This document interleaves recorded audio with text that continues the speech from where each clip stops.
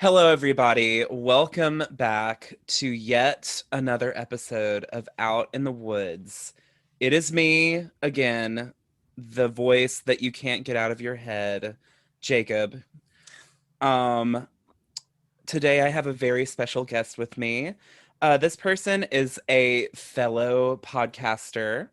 They have a very fantastic podcast, which kind of just plays into, I guess, the mission of their life. So very exciting stuff. Cannot wait to dig into their brain metaphorically and physically, maybe one day down the line. hmm Ladies and gent and ladies and gentle thems, welcome Sai to my podcast. Hello, Sai. yes. Hello. Hi, Jacob. Hi, hi, hi. How are you doing? I am fantastic. I am sore and tired. I am talking to you right now in the bed uh because work.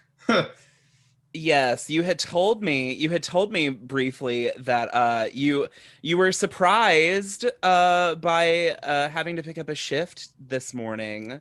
And when do hmm your shifts start? Your surprise shifts? All my shifts start at 3:25 a.m.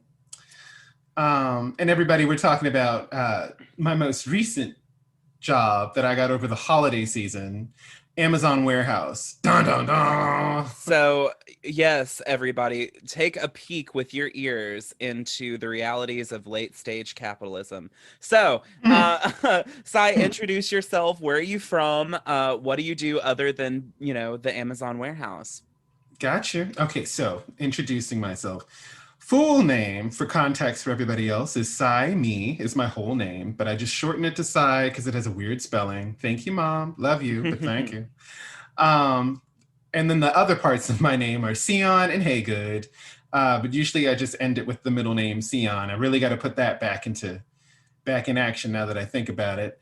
I am from a small little town called New Iberia in good old southern bumfuck Louisiana.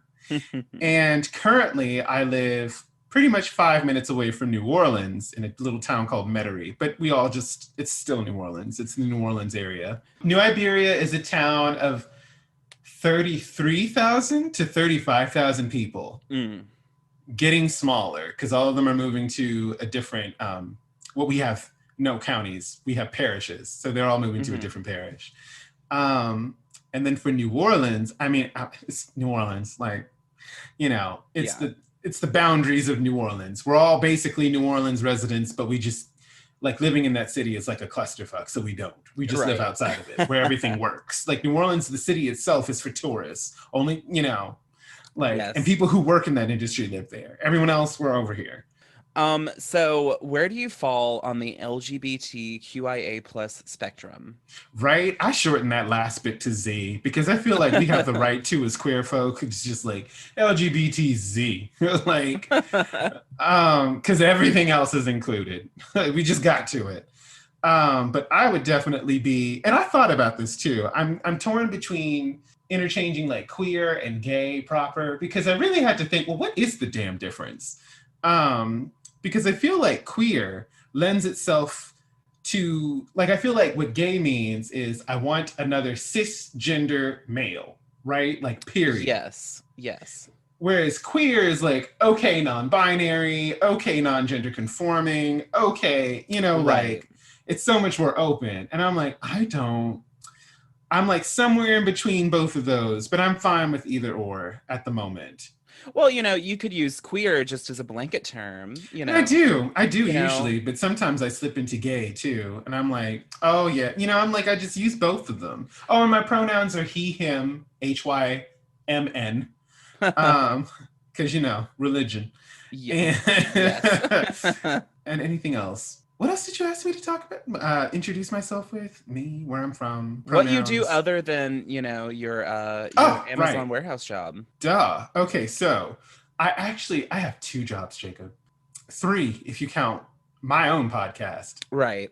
Which it is a job, everybody out there. Don't just think this Mm, happens. This just falls out of my ass.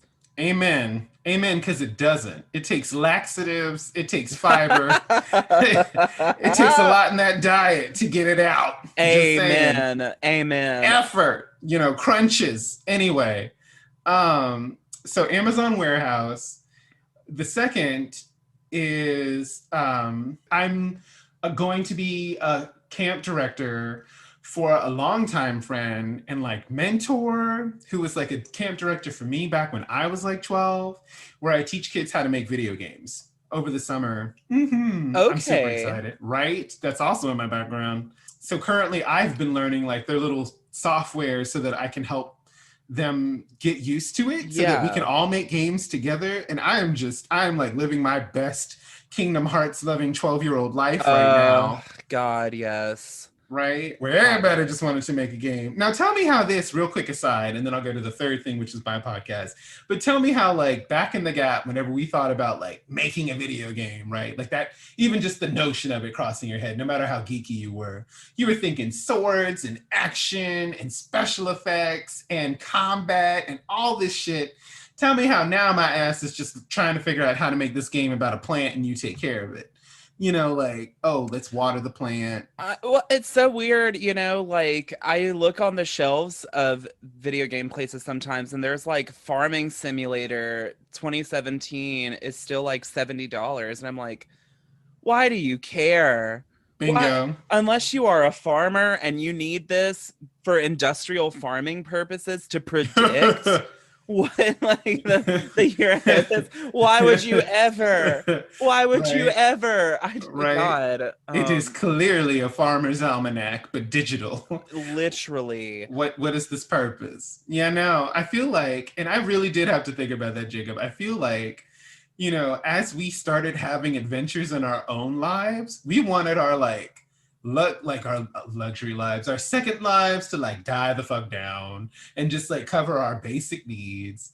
Um, Yeah. that's why I'm more than happy with like my little, not even the current Animal Crossing. I have one where you just design homes for people because I'm Uh like, I wish I had a house. Like, Honestly, y'all, that's like all I do when I play The Sims. Like 5 out of 6 hours of me playing The Sims is me decorating and designing my home.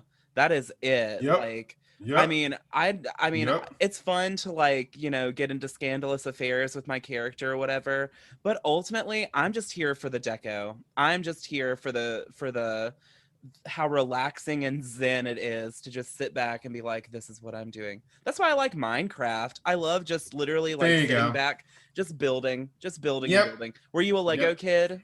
Oh, yes. Same. Yes, yes, I love Legos. And I'm like, and I'm the type whenever I play a game, I don't care for fucking people around me. And I'm like, what is it?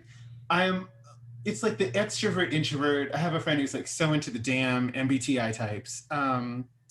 ENFJ, whatever. So it's like Uh-huh. an extroverted introvert. So I people for energy, but I run out of energy to people. And then whenever like I'm trying to relax, don't talk to me, don't text me.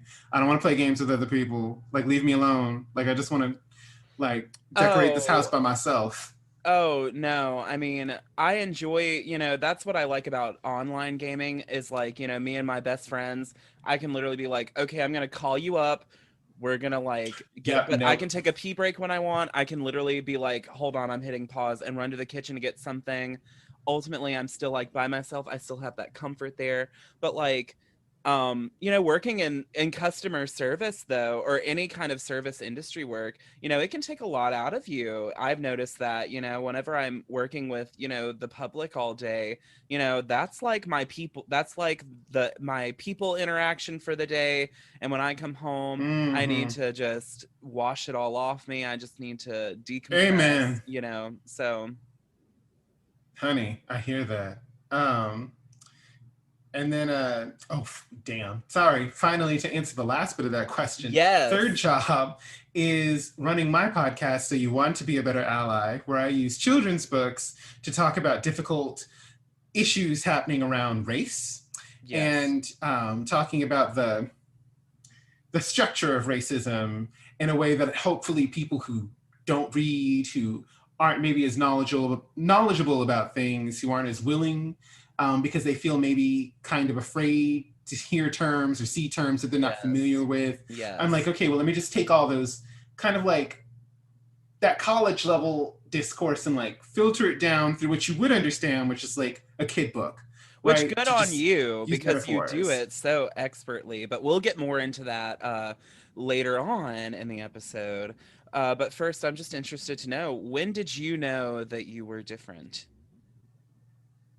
Yes, I feel like, you know, everybody else knew before I did because I had like, isn't that the way? Because you Yeah, always know whenever a kid starts making fun of you about things, and that's been since what, kindergarten? 100. Since Yeah, like, so, oh, okay, well, I'm different from other boys because they keep telling me.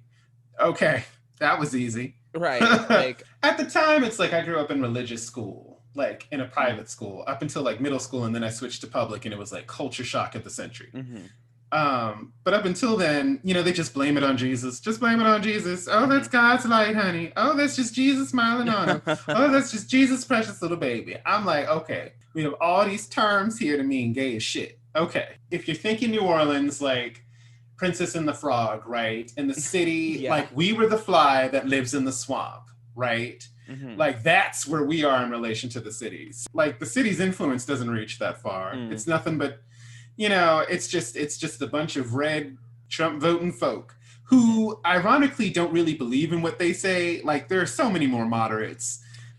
Like they just don't Yeah. understand that you can be like so much of politics for this area is just performative as shit. Mm-hmm. Um, but yeah, so there's that. And so, no, that didn't make anything easier. It's very much just, being surrounded by ignorant as hell people. And gators. Um, and gators. Yes. And what's and Nutra rats. Um, What? yeah. Have you seen a Nutra rat I have before? not. I have It's not. like, I thought they were woodchucks. And I was like, oh, look, mommy, it's a woodchuck. And she's like, don't go near it. Um,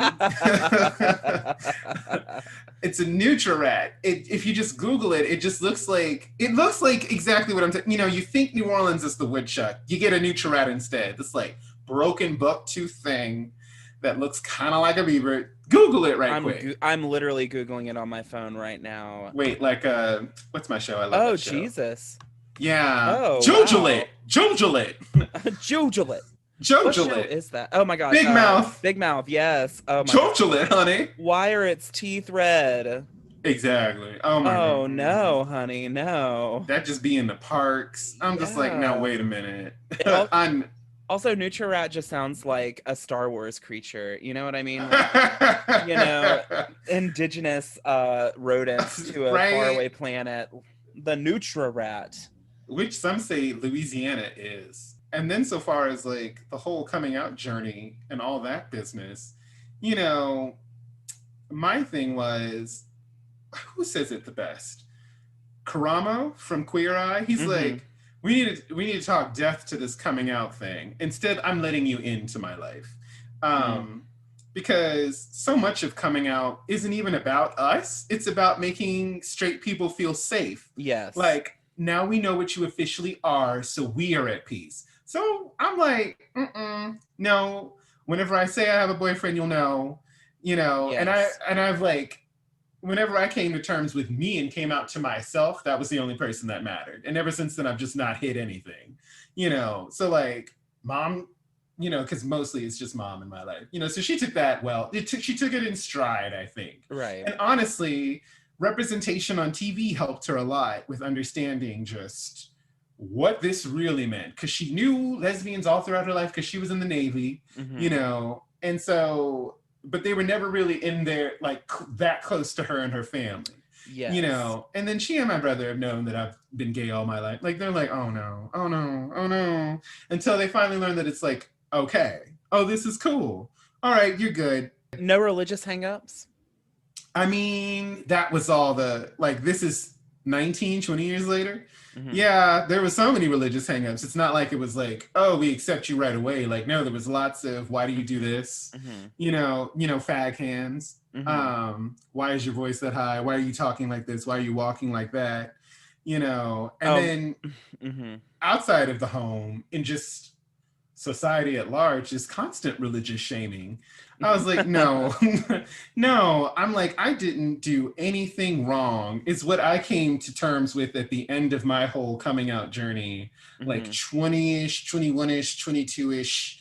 After I finally was in college and met other gay friends and actually hmm like had people to relate to and talk to about all this hmm stuff, I was like, now wait a minute. I didn't need to shame myself for all those years. There was nothing wrong with me. I was hmm never going to hell. This isn't like some, like finally I was really like accepting and coming. And then I was just pissed as shit.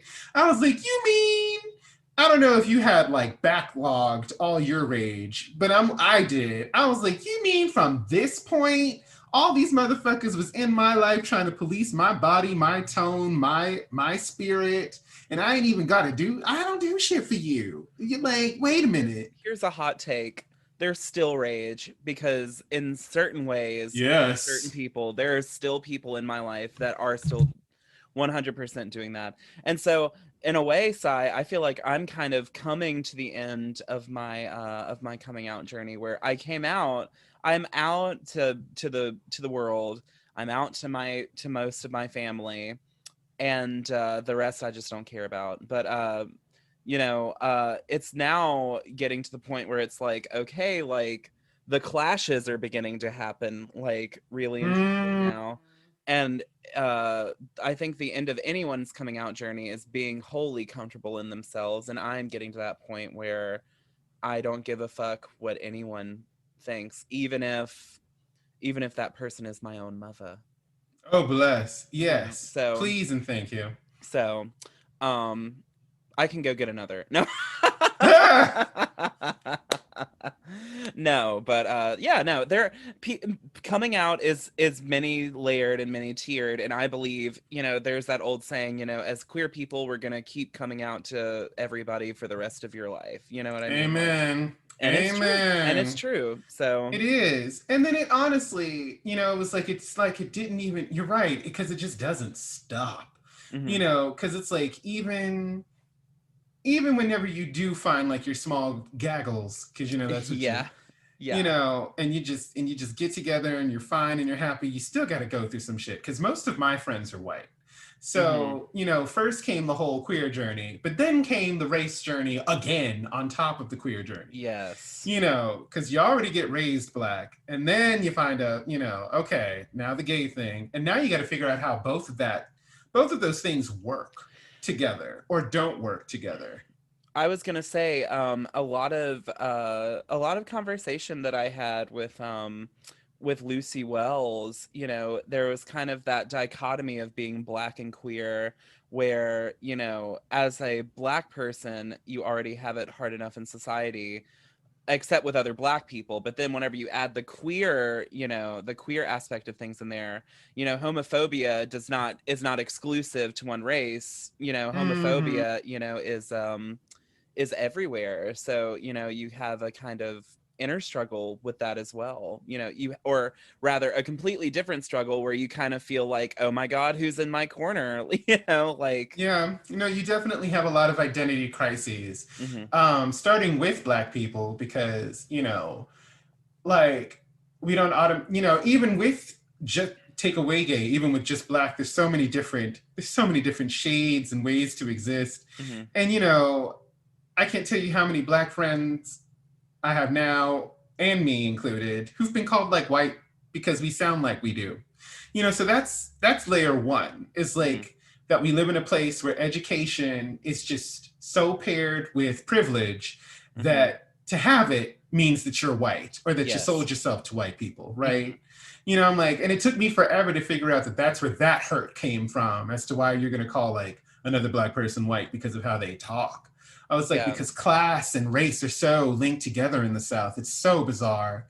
But then it on really top of is. that, it's like, okay, then you have the gay thing, and you just look at just how black men in general, just straight black men, have kind of like treated women for shit like years. And you can track that in our media. Like my brother grew up with Shaft, with every Eddie Murphy, Mhm. movie, like all these movies were like women were basically just objects. And Yeah. like they're still fierce and can, you know, outdo any of the white girls I was seeing on cinema, like Megan Good, right? You remember Megan Good?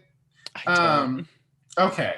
Little Romeo's girlfriend, Little Bow Wow's girlfriend. Oh She my was in gosh. Drumline for Nick Cannon's girlfriend. Yes. She was everybody's girlfriend. Um, Anywho, all that to say, you know, just underlying that big issue in our black culture is just misogynoir, just the Mm-hmm. hate of black women. And really it's like a tie to hate anything that's feminine. And I had to do a paper on that in college Mm-hmm. where it was like, oh, so at the core of this, it isn't even that, whether the girl is gay, the guy's, the big thing is that you choose to perform quote unquote, as feminine, as effeminate. That's the real issue, is that you forsake your manliness, which is why like black lesbians are kind of like treated better than black male Studs. gays. Yeah. Yes. Yeah. Because they perform as like quote Mm-hmm. unquote men in the Mm-hmm. society. So they're good because they're going to be able to talk about all the same things, the patriarchy wants to talk about. Well, and that's the But thing.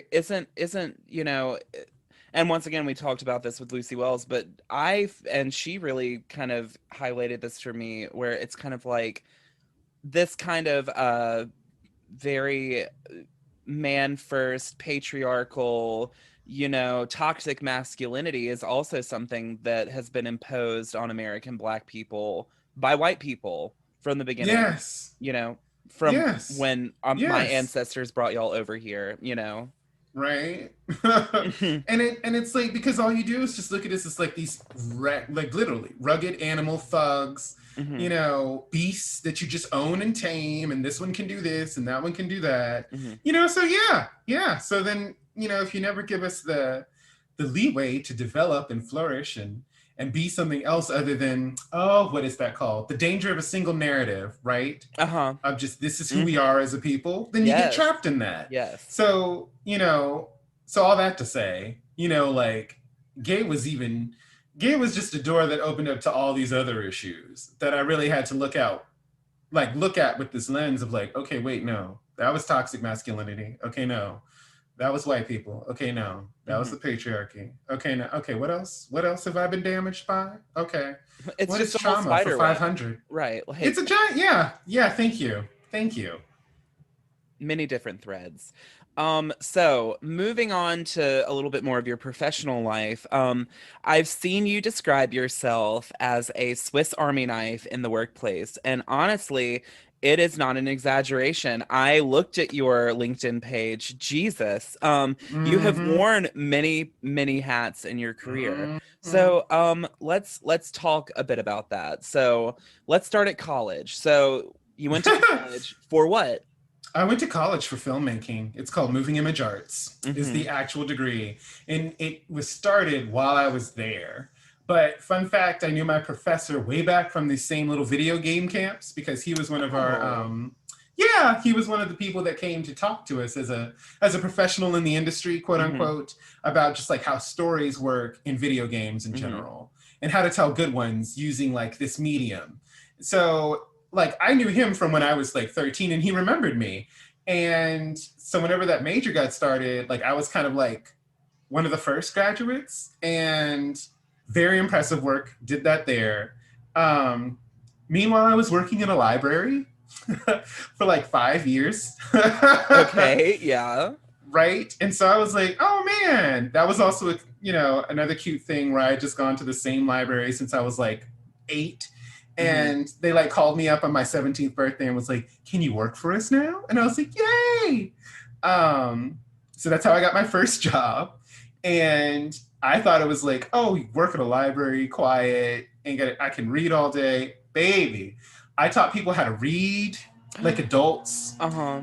full on adults how to read because they needed to file unemployment. Because around our area, that was around the time of the The Great housing. Recession, Yeah, the yeah, housing yeah. crises, and our area is very much funded by oil and the oil industry. So when Okay. all of them lost their jobs, suddenly these people who've known nothing except manual labor their whole lives have to file for unemployment and Yeah. online.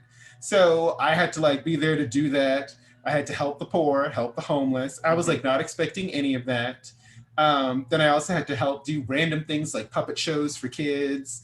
And I was like, oh, well, this job is weird, but I dig it. I Right. can, okay, sure. um, Left that after I graduated to work for a nonprofit with a wonderful friend who I mentioned in my episode, The Secrets of the Garden. Um, Hmm. because their nonprofit was about making our small little bumfuck town better. And what happens if you stop calling it a bumfuck town and start calling it a place with potential, with the people who have potential in it to make it great, Right. right? So I loved being with him. His name's Panat. He was Laotian, a gay Laotian immigrant. Um, just living right down the street, took me to our local Buddhist temple, which was like a good 15-minute trip away from my house. I was like, we have a what? Like a legitimate Right. Buddhist temple. Right. So that was eye-opening. And then he really like after like 20, 22 years of being in that city, Jacob, it was like, oh, I'm actually learning about it. Like this is why we have a ghetto. This is why all these things are in town. Okay. So it isn't their fault. Oh, it isn't this one's fault. Okay. The system is out to kill us. Oh Right. wow. Oh, wow. Right? So It's that's bigger how than I this thought. works. Like, this little sword's not going to help me in any way, shape, or form. Like, Mm-mm.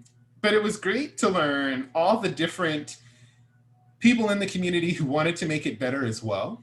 So, right after that job, I went back to the same library I'd worked at previously, but hmm. as the community relations coordinator. And so that job was like making programs in the community that people wanted to have. Okay. And, you know, if I had had a library science degree, they would have called me a programming librarian because that's what their job is. It's like, let's go into the community. What do people really want or need that Hmm. they don't have? And how can we help fulfill those needs? Because that's actually what that building is for, is a resource for the community. Right. So, baby, I did everything from starting a kids' farmers market for kids. I mean, well, duh, but kids' farmers market. Right. We're like, we raised the funds for like 70 kids to go in and get free vegetables, fruit, Oh, um, $10 each, whatever $10. We got local farmers to come in, so like I was doing that. Um, oh God, what didn't I do? We worked with a local. Do you guys have Sylvan Learning Centers over there? there is one in Jackson, yes. Or there used to be Okay. one. I don't know if because I don't see the commercials when my mom watches Judge Judy anymore. So, Right? I'm like, bless Sylvan. But we still had that. And, they were pretty big on like STEM stuff. So I got them to come in and do Mhm. workshops, and they were about to pair with us to do like all kinds of work. I was talking to foster agencies Mhm. about like how their kids were growing out the system and how they have no resources, and how I'm Mhm. like, we have all of them, come to us. Right. So yeah, all that nonprofit work I learned how to do under my friend, I was just doing on my own in that building. Um, That's incredible. Thank you. It was. And it was like after that I went to work on Disney Cruise Line as an entertainment host. Complete left turn. You're doing all Complete. this community work. You're putting your roots in the community. You're helping people out, and then you take a left turn, and now you're on a cruise ship in the Caribbean. Mm-hmm. Working for that deadly mouse, baby. Yes, baby. Oh Dos God. Malls. Oh. And fun fact on the cruise ship, you know how, and you know the life of Disney, especially through Jen, right? Yes. Just fun fact, because I don't think I even told her this, but the characters, the people who are friends with the characters, their Yeah. job, like everybody has like an emergency duty if the ship were to sink, and their job is to Oh. stay like on the ship and make sure that all the heads of our friends are like filled up so that they don't float to the top when the ship sinks. And that's because, and Disney, like all of this is real. None of this was pretend. So if you see like a Mickey head bobbing up and down in the waves, well, no, that can't happen. Mickey made it out because he's alive. I shit you not. It's in there. It's in their guidelines. They have to do that because of that reason. Oh. Wow.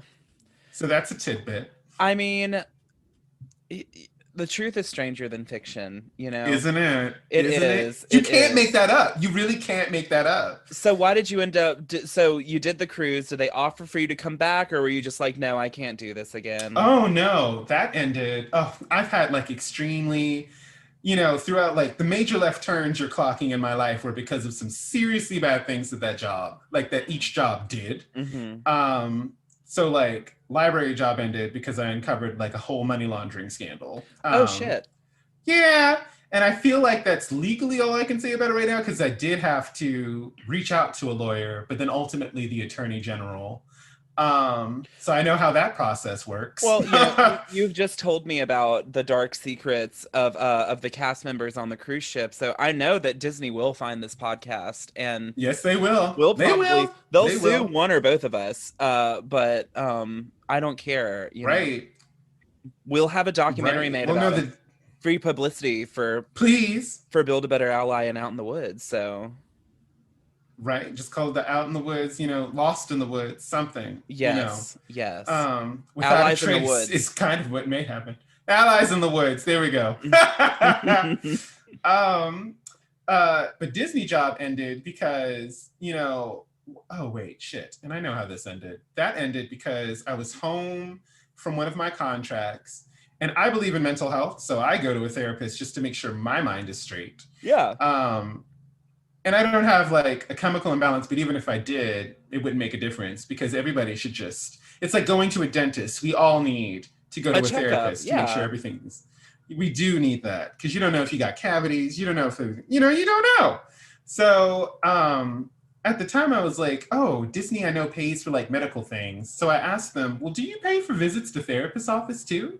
And they were like, yes, we do. I was like, oh, okay, well, how do I set that up? And so I did. And then I sent them whatever the little shoddy paperwork was. Hmm. And then they were like, okay, good. So because you admitted that you went to see a therapist, you are no longer allowed to come back until a year um, from this date, from the date you went to the therapist.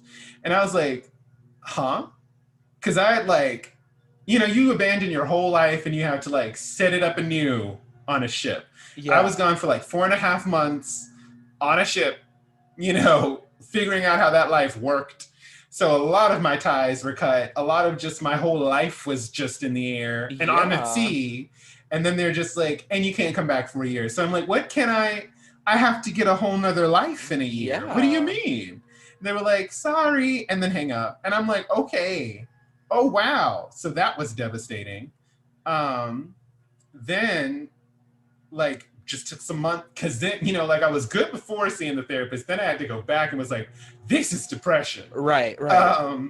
Because I'm a mid 20 something who left like a stable-ish career due to like some serious racist ish, Hmm. went to a cruise ship to be indoctrinated into what is all intents and purposes a cult, and now I am at home jobless with my mom and starting from ground zero. Help. um and then she did, and she gave me some good advice there. And just work I had to do on my own to like Hmm. just build myself back up again. And so the first job I did after that, um, after a lot of soul searching, was directing a summer camp. And it was weird because Jacob, like you see how like diverse. I haven't even gotten to all the little odd jobs I've done, but Right. just how diverse my work history is. At the time, I had a choice between being a flight attendant or a summer camp director. Oh my God. Um, yeah, and they had like called me for the interview for like both Delta and American. So I knew with one of those I was going to get that job Right. because cruise ship work. Right. Um, and so it was between that or the summer camp, and I was like, this doesn't make any sense, but summer camp. Let me not Yeah. go into the same corporate evil system. Like, I know what you're about to say. You're a corporation, but no, you're not. You're a family. A And family. I'm like, oh, I'm tired of that bullshit. Okay. Like, what makes me happy? Kids. What else makes me happy? Camp. Summer. Making other people happy. Okay, well, let's just direct a summer camp then. Loved it. Terrible. That was like a terrible year for that particular area. But throughout it all, loved it. Uh-huh. Finished that. Cut some ties with some family members because that was toxic because um, and I'm sure you feel this too. Whenever you're like in the mid 20s, and you're gay, and your career path isn't already making sense to people, you Yes. start getting those fun relatives who are like, "What you doing with your life? Are you doing anything with your life? Because it doesn't look like you're doing anything with your life." I'm like, I have gotten an adult a job, like, who didn't know how to read, and I taught him how to use the computer and to Right. read and to get an associate's degree, and now they're working. I've fed children. I've like made world class performance. I'm like, wait, but I'm not doing anything with my life. Okay, we're gonna cut some ties, Right. Like, I'm sorry that you don't see the value of what I do. right? And then I moved to New Orleans. Bada bing, bada boom. Yep. Um, let's take a quick break. But when we come back, we will be continuing to discuss Sai's storied career. And we're back with some feelings. Yes, Um, some feelings. so, Sai, we were talking about your professional life. Let's talk about something that we definitely have in common, which is that we are both theater people. Um, Mm-hmm. and you had mentioned right before we came back that you had felt some type of way about theater people in 2020. So let's Yes, get into theater it. people in 2020. Listen. 2020 tested a lot of folk for a lot of different reasons. But you Yes. know who outshone all the others, or who has the power to? Theater folk. Because there is nobody on planet Earth, maybe some cruise ship folk, but nobody else on planet Earth who understands how to completely reinvent yourself like a theater person does. Yes. Like, that's all theater taught us how to do, is here's what you get. Make something fun out of this. Make something entertaining. Make something from nothing. And nobody ever understood the value of that until COVID 20, not Mm-hmm. COVID 19, COVID 20. You Mm-hmm. know, unleashed itself upon the world and stripped away everything we thought we knew about ourselves, our structure, which we talked about earlier, about how important structure was, identity.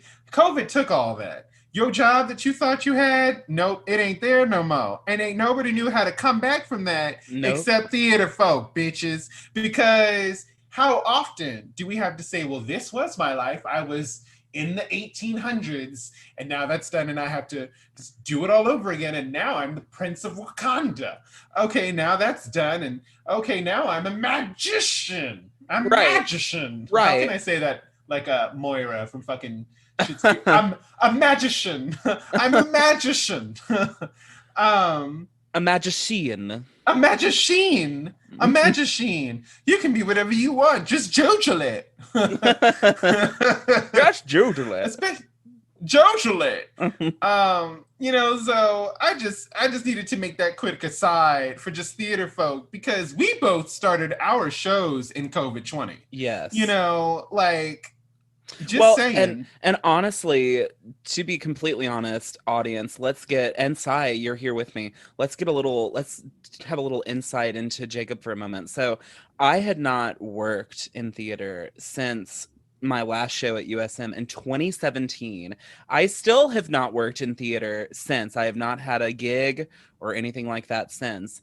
These past years, I've just been trying to get my shit together to go somewhere where I could work in theater. And here we are in 2020 at the advent of when it's like, okay, well, I'm saving money. I'm probably going to move somewhere. And then boom, it's like, your opportunity gone. September of 2019, I auditioned for the only professional theater in my area.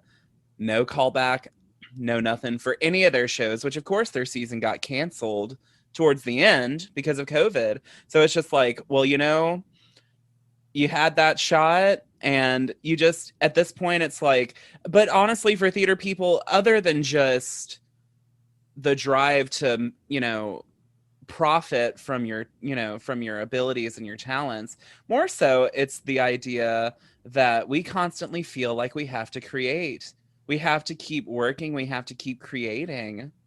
It isn't a um, feeling, it's a necessity. it's a Yes, we have to, necessity. or else we don't get money. Yes. Yes. Yes. Yes.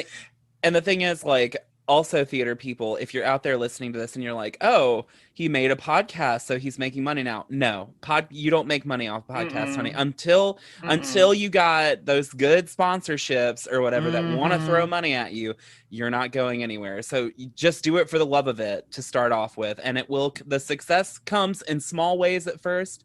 It's come in small ways for me, but it's coming. I feel like the more I do it, the closer I am to something bigger. I'm sure you feel the same way, Sai. Although, your podcast, it's, and of course, as artists, we have the little comparison monster that lives in all of us. That's like, look there. It's not necessarily a negative thing, Sai, but like the first time I heard your podcast, I was like, this motherfucker has it all figured out. Oh, I was like, he's got it oh. all figured out. Like, what an amazing concept. Like, I could never.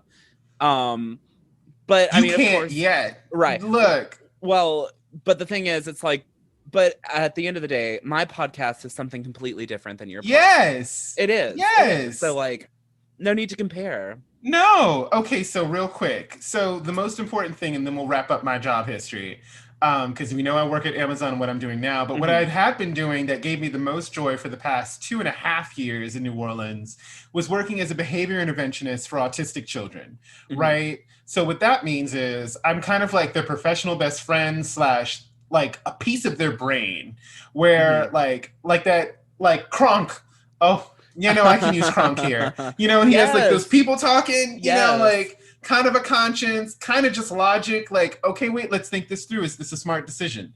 What are your needs that you're trying to get met? Is this meeting your needs? No? Then let's not do it. Right. Let's try again. Let's do this instead. So it's like giving me like this wonderful perspective on just mental and behavioral health Hmm. and just combine so many things that I never thought I'd see in one profession. Like I use theater every damn day at that job, Hmm. because I am constantly fighting against not just my kids' inner critics, but mine and everyone else's. And an inner critic is that voice inside your head, America, that is like telling you this, let's compare yourself. That's telling you, oh no, I don't like this about yourself here. That's saying, oh no, you're not good at this there. We all have an inner critic and suffer from it. Right. And a good way to kind of like tackle that inner critic is to treat it like the old crazy man that lives in the neighborhood that yells at you from the attic from Hmm. upstairs, like, y'all kids get off the street, get off the line. Or the later career of Joan Rivers if you're gay, because we're out in the woods here, Yes. right? So Yes. consider Joan Rivers. Would you really listen to her? Are you really going to listen to her? Right. Are you really going to listen to late career Joan Rivers? Because all late career Joan Rivers was taking all of the things about her that were great, which was how funny she was, and just using it to critique people. She was just, I mean, that's the thing. Don't necessarily take what Joan Rivers says about your fashion choices seriously. She's just doing this to get you to laugh. That's all. Bingo, Like, bingo. So then, if you view that same little voice the same way, can you take it seriously right, anymore? right. Please, everyone listening to that, use that as a de-escalation, de-arming of that critic. Like it's just Joan Rivers yelling at you. Are you gonna listen to Joan Rivers? Are you Right. gonna listen to Lena Dunham? Ugh. Right. That's another conversation. That's another conversation for another episode. But yes, suffice it to say, no, we will not be listening. We will not be listening to that inner critic.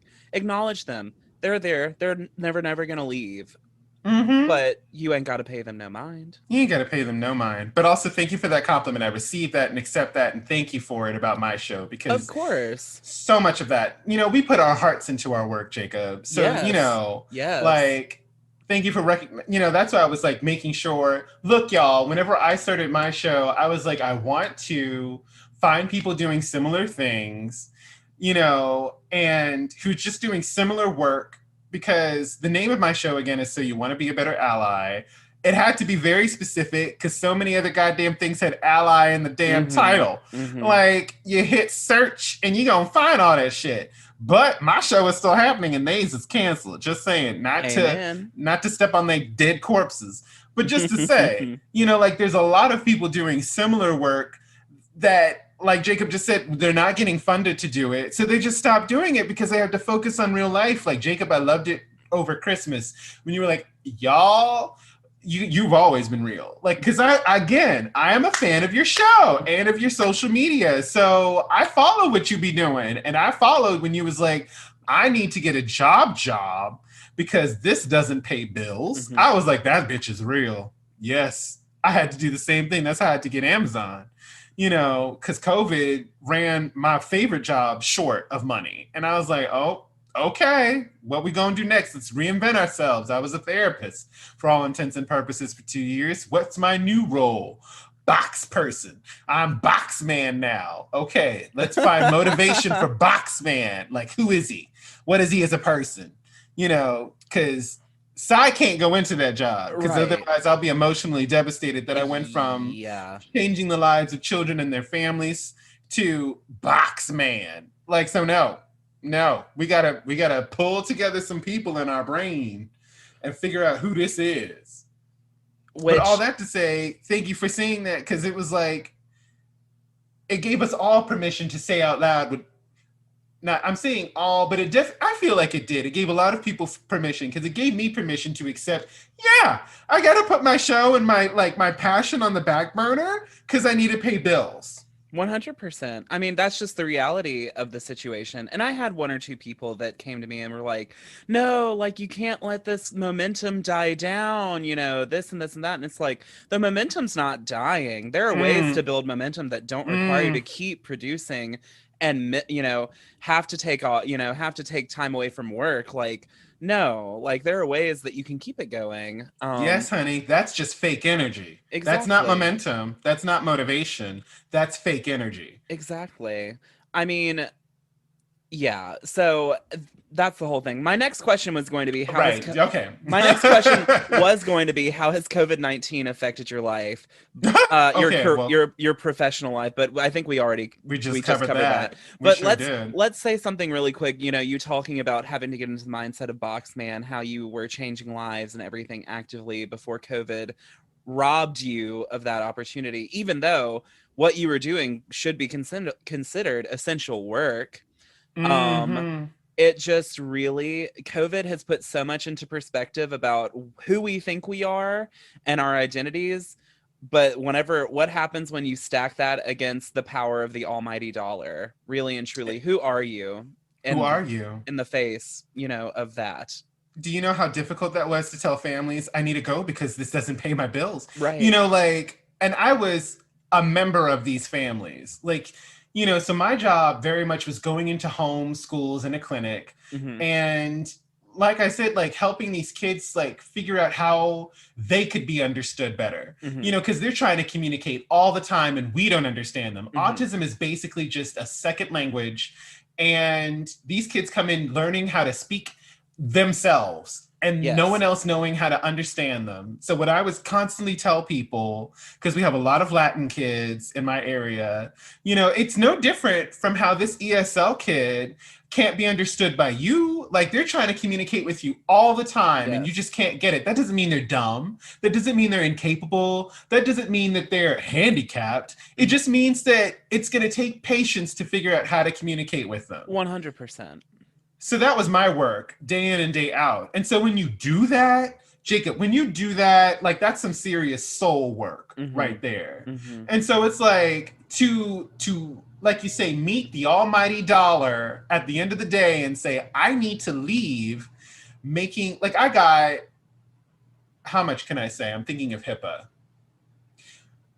Let me phrase this. I got family members, like immediate family members, connected into some of these kids' lives that hadn't been there for years, Hmm. decade. Hmm. Okay, because that's the only way my little kids were going to get better Hmm. is if I had to look at that whole environment. And you can hear me talk about that in my episode. Try again, David. Plugging. Um, Great episode, by the way. Great episode. thank you. Definitely, really, definitely thought provoking, I guess is the best way to say it, It because was a mindful. It was a lot. yeah, It was a yeah. mouthful and a mindful. You can, and that fun fact is like the most listened to episode of my whole of everything. Um, because I featured people at my job, Mm-hmm. and that shit took off. I'm big in California. I'm like, oh damn! We had like talks with the CEO because he's black and he was talking about Black Lives Matters and wanting to check in with the black employees to see how we were doing, which I just, again, another reason I hated leaving that job. I was like, Oh, of course. oh. Jeff So Bezos ain't gonna do that shit. Bezos ain't gonna do that shit. So that he took out the time to like hop in every other meeting about that, and that he happened to be in the one I was on, and he was like, I love your show. I was like, oh, thank you. Thank you. Thank you, Justin. I am seen. Yes. Oh. So let's talk about another disease. Racism. Oh, honey, yes. Good job, Bigotry. bitch. Yes. Bigotry. Yes, bigotry. So have you faced any professional hurdles as a result of your race and identity? Okay, so yes. And spill all the tea. I don't care about HIPAA.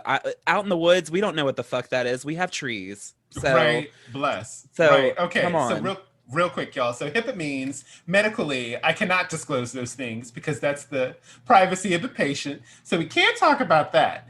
But I will say that as a black person, a black gay male working with kids for about a decade now, because even back in the library, I was doing the puppet shows, mind you. Right. You know, I will say that people do not know what to do with a happy black man because that goes against our narrative in so many different ways. And I will always tell like young, effervescent, happy, energetic black kids, especially black males, you know, protect that joy. Like protect black boy joy, because this world is just great at taking it away from you. So you want to talk about black professionalism at that library job, honey, let me tell you what them white women did. So at one point, a newspaper was thrown in my face and somebody told me to do my job. That was thing number one. What else did they do? They constantly found ways to try and remove me from the position I was in because I was the very first black person to have it. And no one knew how to process that because it came out of a whirlwind. That was never supposed to happen. And so whenever I kind of like became Avatar, the Last Airbender, right? You know, master of all four elements, you know, causing all this. Really, I was Legend of Korra because I was reshaping what that was to them and what that whole job had been. Yes. Never seen the show. Sorry. But it's okay because geeks who are listening to this will get it. I feel like Will may get this. Will, he do will. you get this? Okay, good. Bless Will Lovorn, everybody. I'll mention him in a second for my show. Because he's also on Out in the Woods. If you're faithful fans, you will listen to his episode too. I am a fan of this show. No fake stands here. No fake stands here. We champion when we have the time, bitch. Yes. Anyway, so more about white people hurting me in my career professionally. Let's see. At Disney, I had to chop off my hair because locks are not considered Disney look.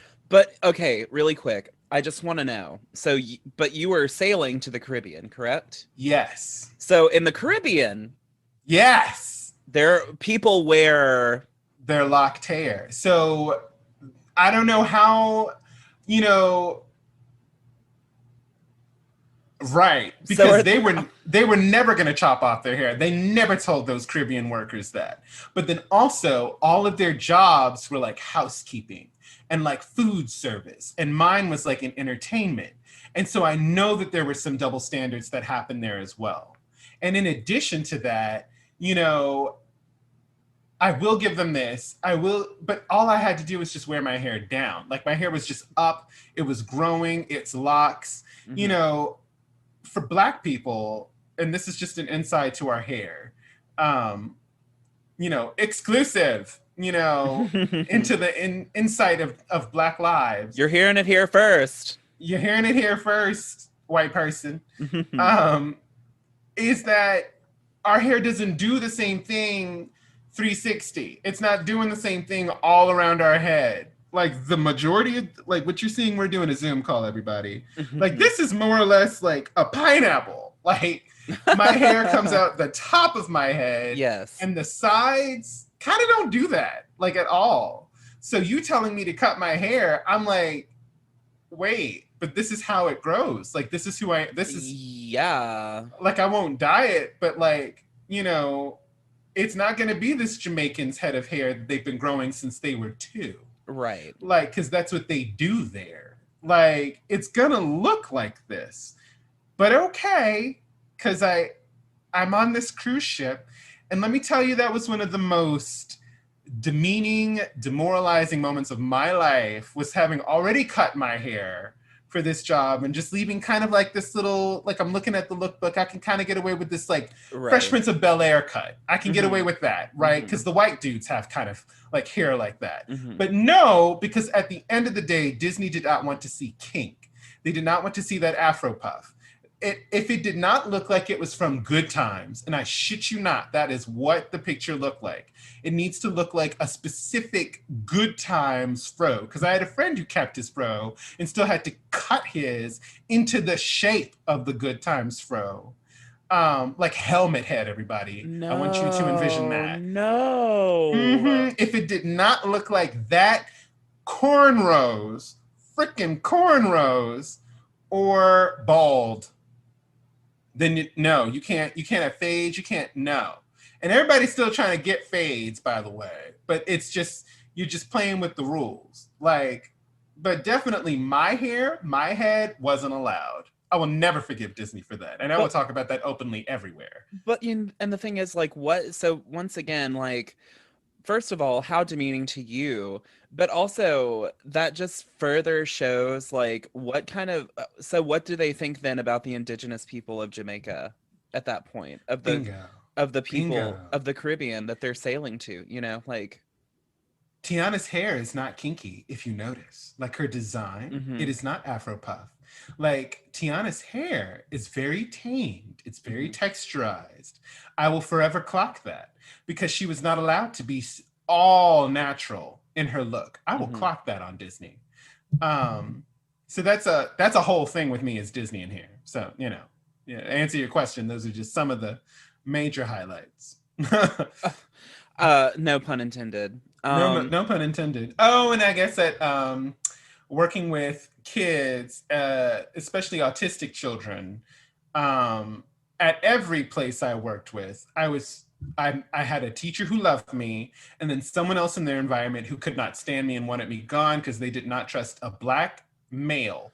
We won't even get just a men, but then Black. Oh no, we don't need this man around kids. And they would say it in so many different ways. Like, I don't like how rough he seems. I don't like, how he might scare the children. Those kids love me. The adults are afraid of me. There you Also, go. how are you also like Sai, just having this conversation with you right now, how the fuck were you rough?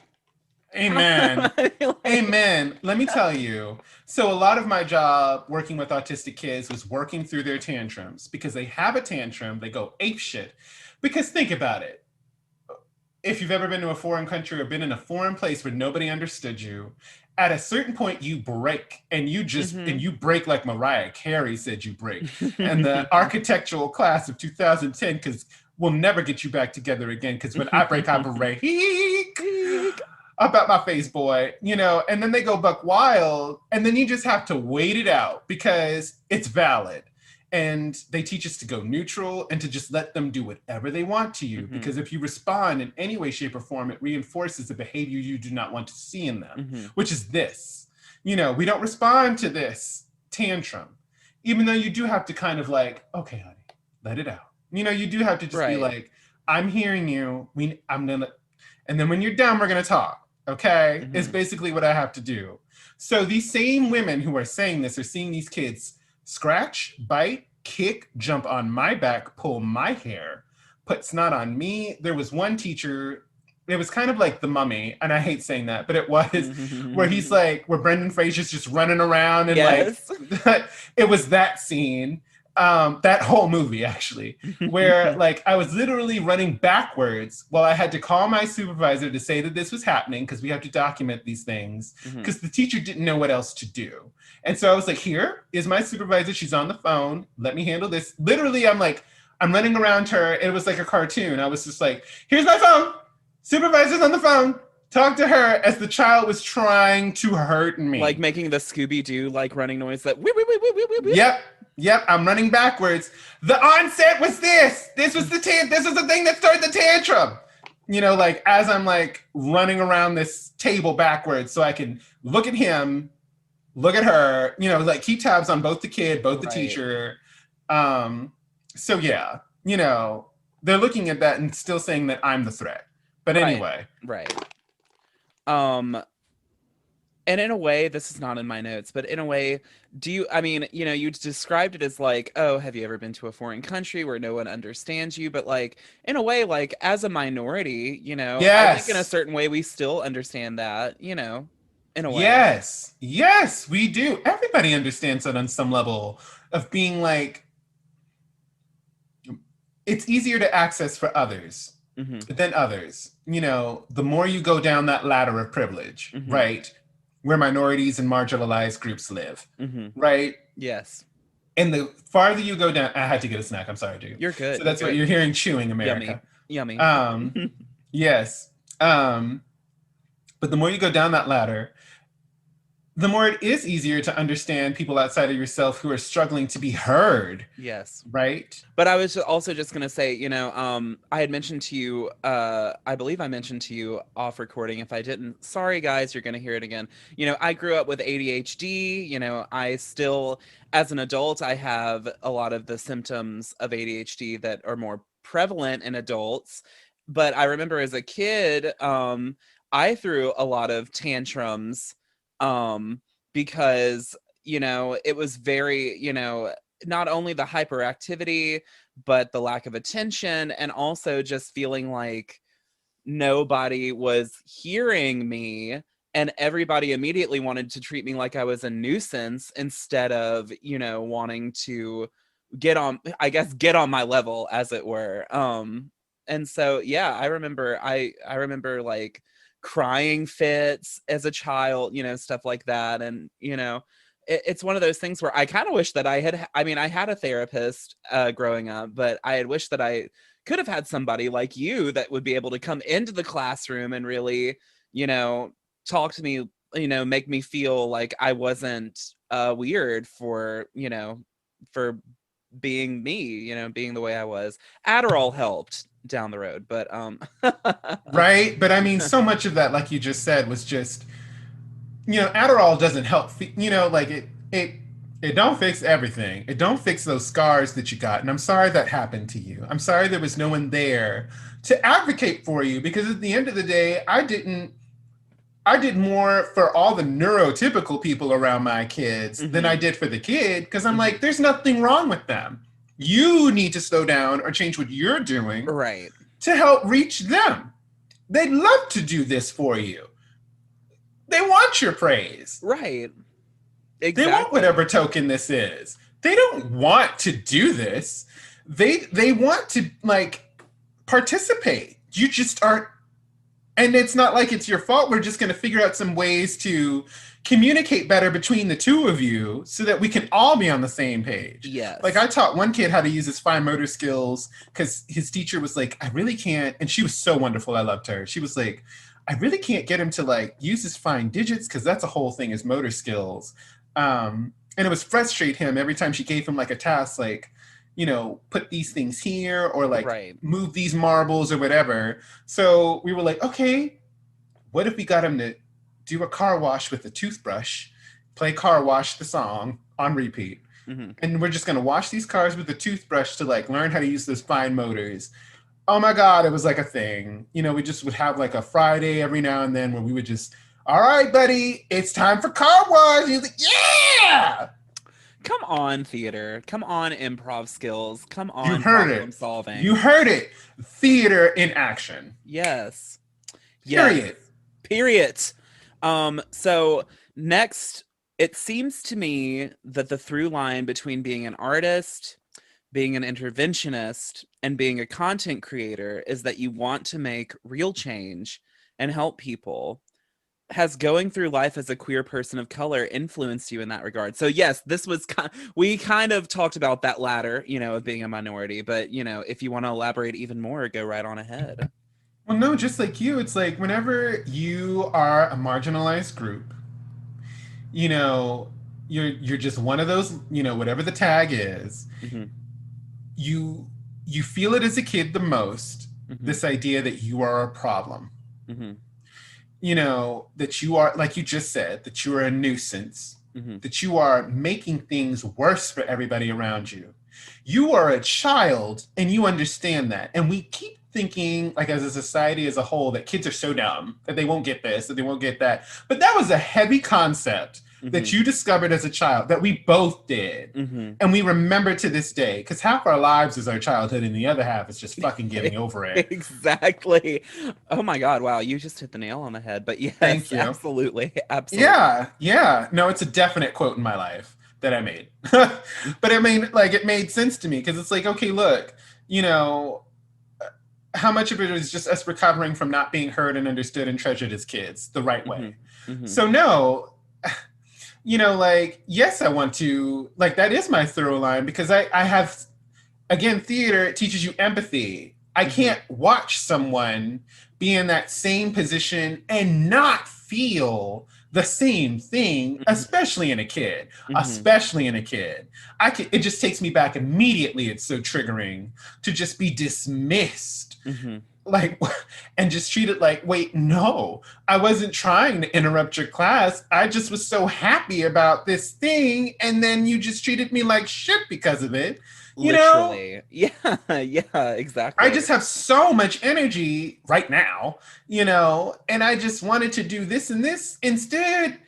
One of the kids, right? Hmm. Two examples. One, like super cute black child, just super smart. He Hmm. just was telling me his name and how he could spell it. He's in kindergarten. Hmm. He's the only kid who can do this. His teacher is now fussing at him for talking out of turn. And I was like, buddy, write your name for me and then I'll read it. Okay, write your name for me, okay? And then do this and it wasn't even my kid. He was like next to my kid. But I'm not gonna look at him and say, I'm not Right. gonna. No, Right. you're gonna learn that what you just said to me was valuable. So, when was Better Ally conceived?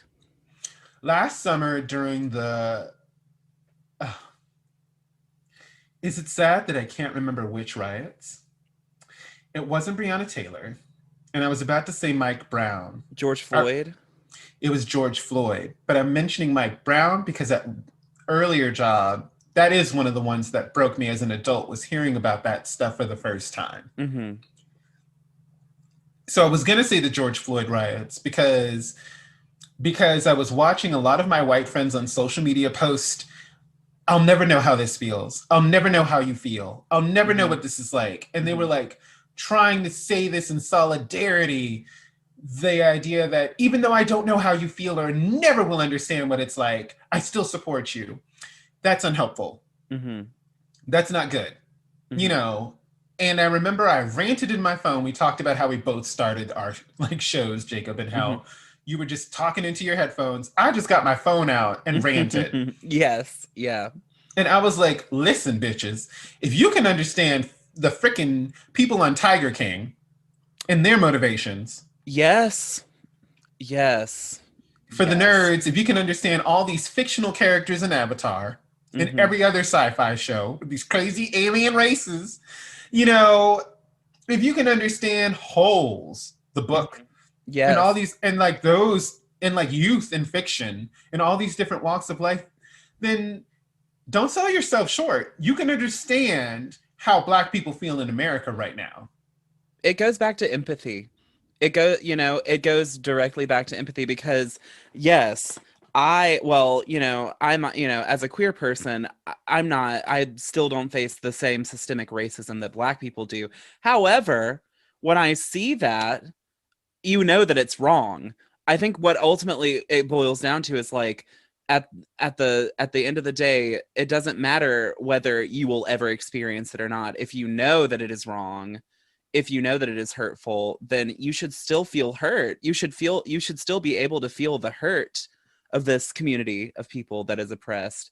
And going back to like going back to fictional stuff, it's like you are literally watching the Empire crushing a rebellion right now. Yes, yes, I remember the first time I really woke up to it was in 2014, I think it was. I think that was Mike Brown, wasn't it? That was in Ferguson. yes. What really woke me up, and that, you know what, y'all, audience out there, all presidents are problematic. Don't give any of them a pass. Thank you. Because Barack Hussein Obama sent military force into Ferguson onto the streets in residential neighborhoods because of these riots. And that really opened my eyes because I was like, that seems like a complete overreach uh, on the behalf of the government. If these people are trying to tell the people in power, hey, stop killing us, I don't think that the answer is to send tanks into their neighborhoods. Bingo. So, you know. Well, and when all that happened, so Mike Brown was triggering. I'm saying that's when I thought it happened was George Floyd, but it really was Mike Brown. Just that moment, because the same shit gets said the same time, every single Mhm. time. Mhm. I'll never know how you feel. Blah, blah, blah, blah, blah, blah, Mhm. blah. Oh, you were angry this whole time. Everyone remembers we've been angry this whole time. Right. Every time there's a riot. Maybe that's why we're rioting. So, full circle, what if we're just that kid that you're not taking out time to figure out how to communicate with? And Mhm. so all that's left is a tantrum. Mhm. And so if that's the only thing that's left, okay, well then yeah, some shit's gonna break. A target's gonna get their feelings hurt. Mhm. But is it the kid's fault? Is it the kid's fault? Or is there a better way to communicate? And is there something you can do? Mhm.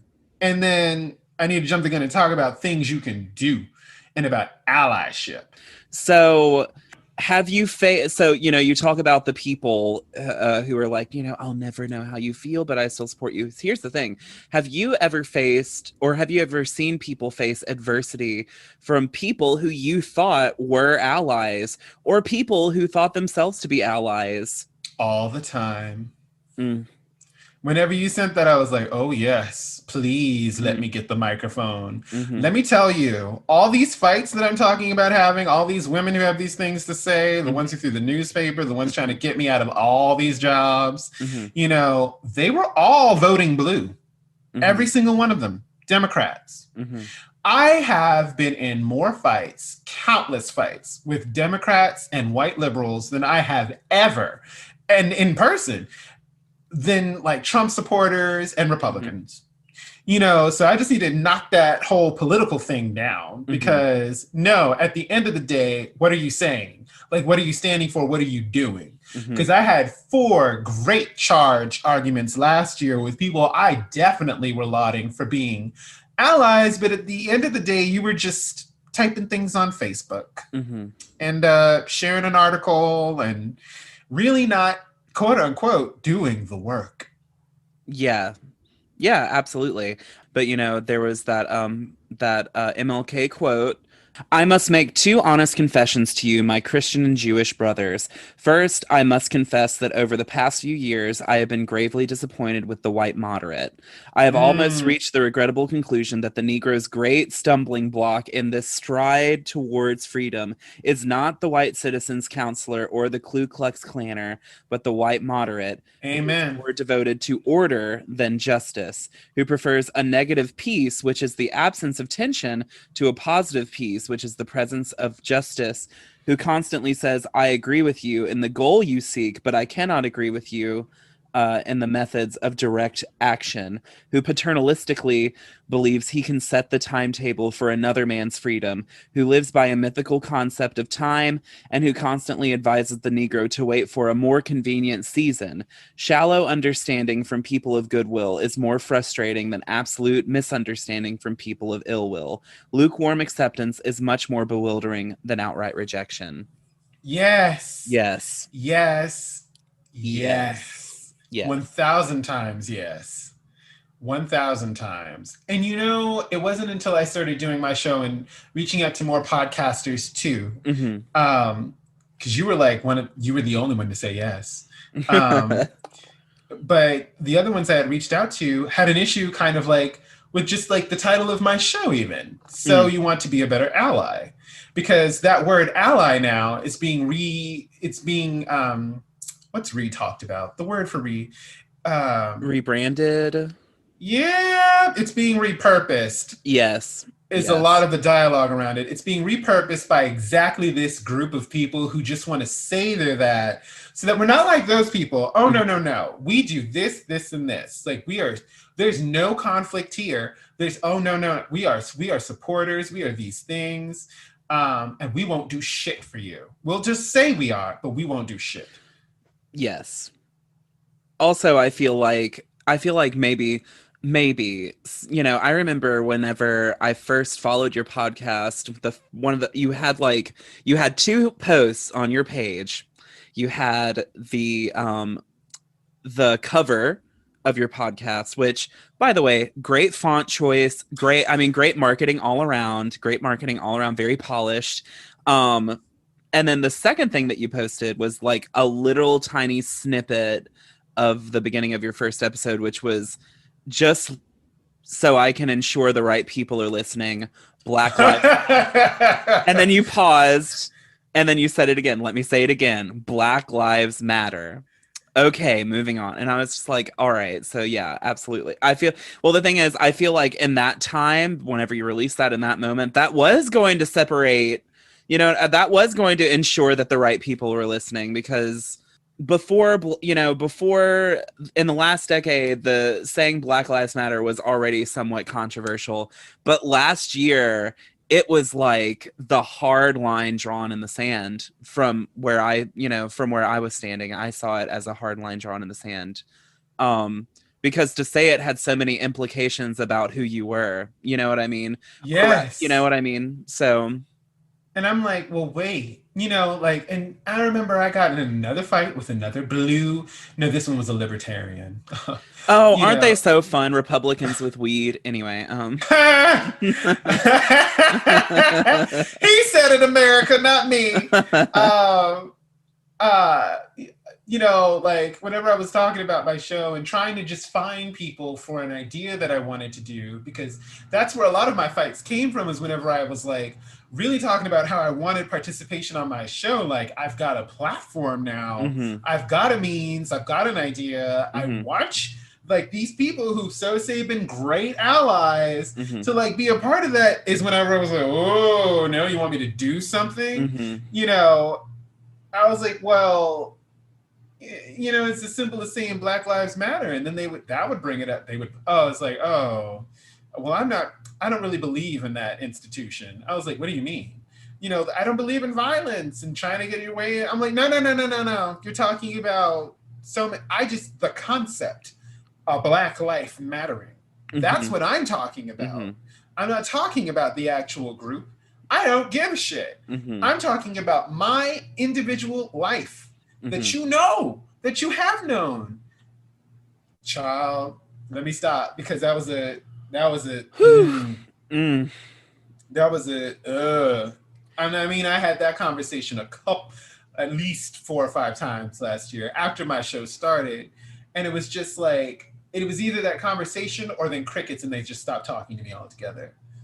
Um, so would you say that a lot of allies were born during the events of last summer, or do you feel that there was mostly performance? Mostly performance. Okay. I feel like Trump, and I will mention this whenever like, this is what's been really dragging me down in my production, is how do I talk to this audience and call them out and then like keep them there, and then they hopefully learn something. Yes. But like, they'll listen to this show like mine, others similar, and feel like a good person now because they decided to listen to the show. You ain't done shit. Yeah. You just Yeah. listen to the show. Yeah. You know, and I'm like, I give some pretty clear ways of like what you can do, like objectionable, measurable things you can do in every episode. Yes. Like, did you do them? And so it's like I'm trying to figure out the right wording for that, because so many of them are fake. But I need to call them out on that. But also I need you still stay so you can listen and become a better person. Because whether or not you want to believe in what I'm saying, like the work still needs to be done. At least I kind of have you right here.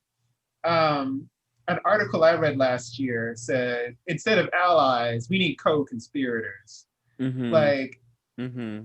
we need people to help like because it's more like allies is now just performative as a term, I think, Mm-hmm. which really sucks for me because it's the whole branding of my show. But Right. like, you know, I guess in short, so you want to be a better ally, well then become a co-conspirator. Help us Mm-hmm.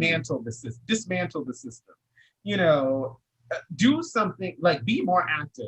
I love the term co-conspirator because there's no getting around it. Like we're definitely our own insurrection to the Yes. racist patriarchy. Like Yes. Well, there's in the vein of performance, there's this idea, which is white guilt. Which, Sai, actually, if you wouldn't mind explaining to America what white guilt is. okay, so I need you to come with me into high school right quick. Back when I was in high school, we had our foreign exchange student, and he was German, blonde hair, blue eyes, the whole 9 yards. Mm-hmm. And all the white people were so obsessed with asking him about how do you guys process the Holocaust? Oh And he no. was like, well, we look upon it with great shame, and it's a dark spot in our history that we never want to repeat. Um, and we just as a society look to try and be better from it and to make sure that something like that never happens again. We admit that it was our ancestors and close relatives, and we just try our best to do better. Mm-hmm. Um and they were like, wow, that's just so weird. And I remember being in high school and thinking, well, wait, what about slavery? How do you guys process slavery? Because in a lot of circles we call that the Black Holocaust. Mm. So whenever I start mentioning things like that, they're like, oh, no, no, no, no, that's not us, that was them, that wasn't me, that was my ancestors. Oh, we all know we have that racist Mm. grandmother. You know how your grandparents are just kind of racist? Mm-hmm. That's white guilt, right? That's white guilt for anyone listening. There's going to be a much more technical definition when you look it up online, but that's white guilt. It's Okay. whenever somebody's saying, okay, this is because of white people. This is your heritage, and this is your lineage. Like the Germans will always be associated with the Holocaust.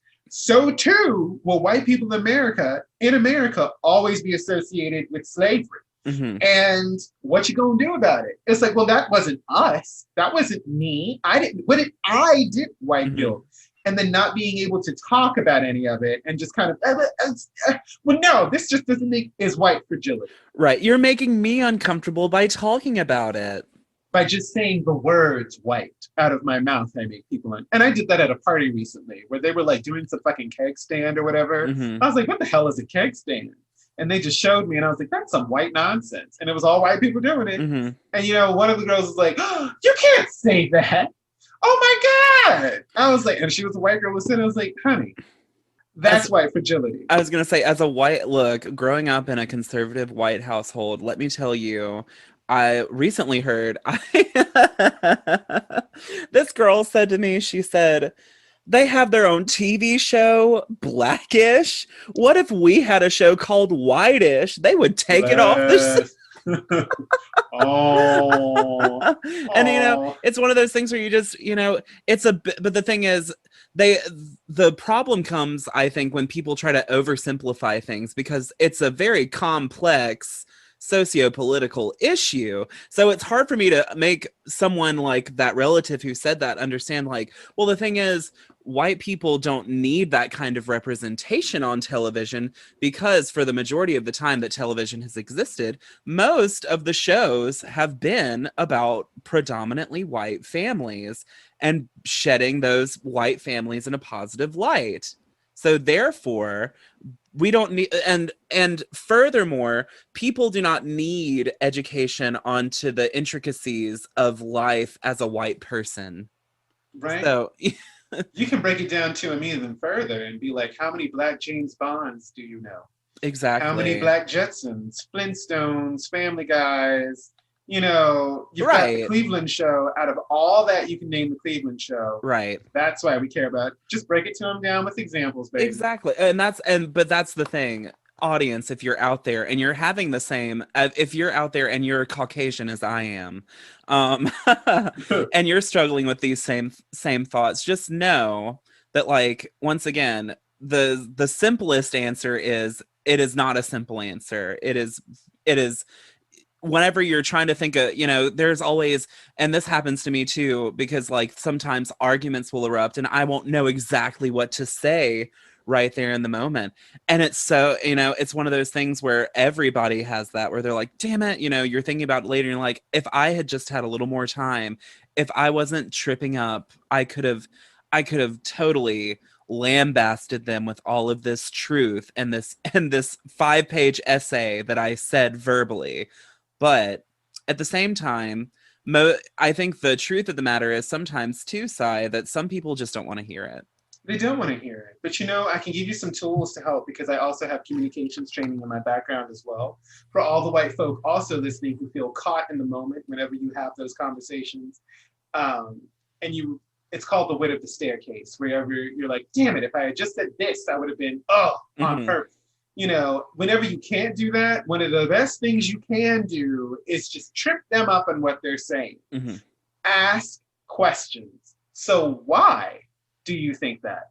So really, there's never been anyone who's blank in your life? Mm-hmm. Oh, so where was the last time we saw a Black this? Wait, so why again is like a very good one to give them. Yes. So why do you care about this so much? Mm-hmm. And just really getting 3 good whys in there and then saying, well, from what I heard you say, right, this, and this. Is that right? Okay, you're racist. Like, they can undo themselves easily if you just let them talk long enough. Look at Trump. 100%. But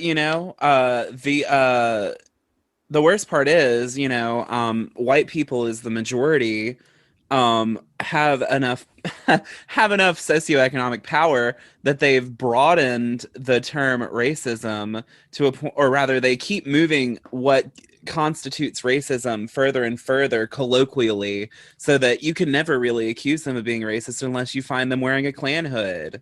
You know what I mean? Mm-hmm. Even though the textbook Mm-hmm. definition is quite clear, and that it is something that is systemic, and that it is something, that is more than just burning a cross in somebody's yard, like, so yeah. Anyway, big, huge conversations. Once again, so glad to have a podcast like yours out there that is able to break some of these concepts down in such a really fun way. Also, really quick, one last thing. I'm so sorry that you feel like a lot of what happened, last year became performative. But, I think that's also part of I think that's also kind of part of living in corporate America, because then once corporations start picking up social movements, you in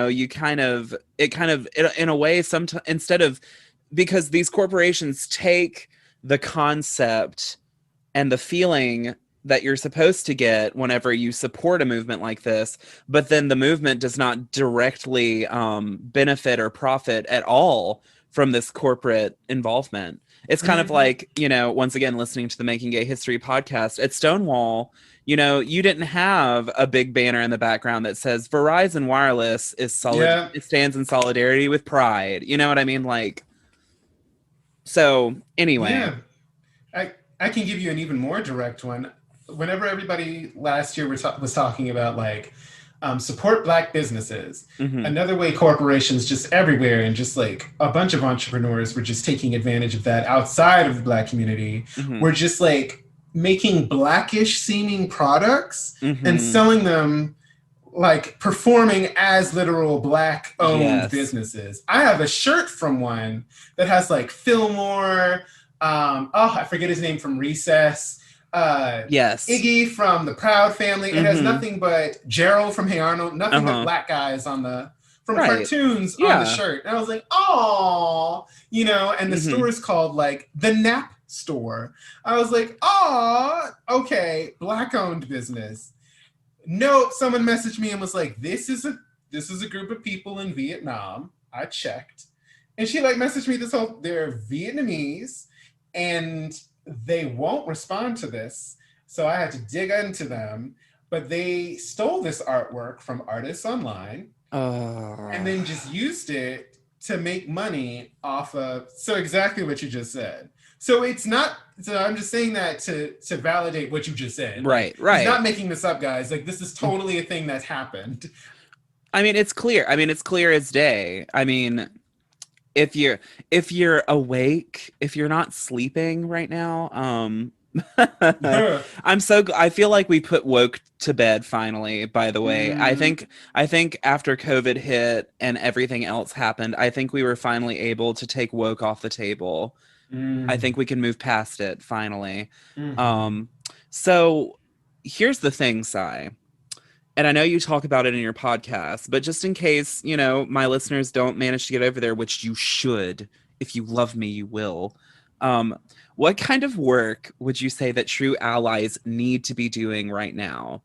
Because let me preface that by saying, I'm so sorry to interrupt. I know you just were, but I was just going to say, we are entering a new administration. It's Biden Harris. We have a Democratic majority. And my biggest fear is that people think that the work is done now because of that. So continue. Got you. No, that was just a sigh in general. So I was Mm-hmm. like, whew, what work to do now? Listening to the show. Let me give you the most important beats because like I say, in every episode, there's something you can do. So Mm-hmm. I'm going to give you the big takeaway lines from each episode. The first one from the very first episode, spoiler alert, it's about the hungry, hungry caterpillar. Mm-hmm. And oh, I never talked about the format, but in my show, everybody, as I talk about Kids Book, I have this wonderful device that I call the Skit Crew, where I get my actor friends to either read a book aloud, and I'm saying that mildly. It's like very much a whole audio full cast production Mm-hmm. for like bits and scenes of books and stories that emphasize the points that I wanted to make. So in the very first one, I have a friend who reads our version of the Hungry Hungry Caterpillar called the Hungry Hungry Colonizer. And the thing that's the same in both is that at the end, there's like a leaf, right? That the caterpillar eats after binge eating all this terrible food that they should not have eaten. Imagine that's the colonizer. And imagine at the very end, instead of a leaf that transformed them into a beautiful butterfly, there is no leaf. So that's the first thing. First Mm-hmm. takeaway, there is no leaf. There is no one quick fix. There is no one administration. There is no one solution for all these issues. It's just you doing something all the time and every single day. Little things like calling that senator, like stealing from people. And I'm saying, I do put that. I'm like, steal from corporations that work. Mm-hmm. You could take their toilet paper. That is, in fact, a fair means of protest. Mm-hmm. Do it. From the second one, try again, David. You can reinforce whenever a reformed or trying to reform racist is like getting better. So if, like we think it's kind of stupid to praise somebody for doing the bare minimum, like just not saying the N-word today, right? But you got to do that. You got to do those little steps and Mm-hmm. reinforce the tiny little things so that this person knows that they're at least on the right track, Mm-hmm. right? Where the hurt people are. Racism is a mental health issue. What's deep down in a racist is a hurt person. Mm-hmm. And if you're hurt, you're only ever just going to hurt someone else until you get that fixed. So it isn't even that Black people are the problem. Something is broken in you, Mm-hmm. right? Something is broken for somebody who can't feel empathy for someone else. Mm-hmm. That's a broken, hurt person, right? Right. My Matilda episode, at the very end, she just goes on this whole rant, just the whole of the Matilda rant, where she just talks about these themes and more, but also how like white people who are so say allies, and this is also in The Secret Garden too, you have the privilege to stand up to more people in power than we do, Mm-hmm. more than marginalized groups do, Mm-hmm. to say this doesn't work, this is unfair. Like, it shouldn't always be Black people starting those conversations. Mm-hmm. The ones who will actually be heard are from like the actual majority. And Mm-hmm. if you doubt this, what happened on January 5th? You know, like, Yes. like that like suddenly everyone cares about insurrection now, whenever all these white people threatened and endangered other Mm-hmm. white people. There is a power in you speaking to your own race. Mm-hmm. um and then finally, it's not easy. It's hard. Trying makes it hard. Living is hard already. Trying makes it harder. Being awake makes it harder. Mm-hmm. Doing the work makes it harder, but it also makes it worth it. Mm-hmm. That was that for them. That was that. Yeah, Because none of us are free until we're all free. basically. And it's not like that's gonna happen anytime soon. You No. know. No, but also, you just said a second ago, like it shouldn't always have to be Black people bringing up these conversations, but also, I know, is there a part of you, and this is not in my questions, I'm so sorry I didn't send this to you, I just thought of it, but is there a part of you where you feel like, are you like, why am I the one that has to educate people on these concepts, or do you enjoy it? Yes, I don't enjoy it. I do it because I know it's necessary and I'm good at it. And I know that it makes sense to people whenever I do. Mm-hmm. So I took that little phone thing, whenever I was on my phone ranting Mm-hmm. about just how I felt.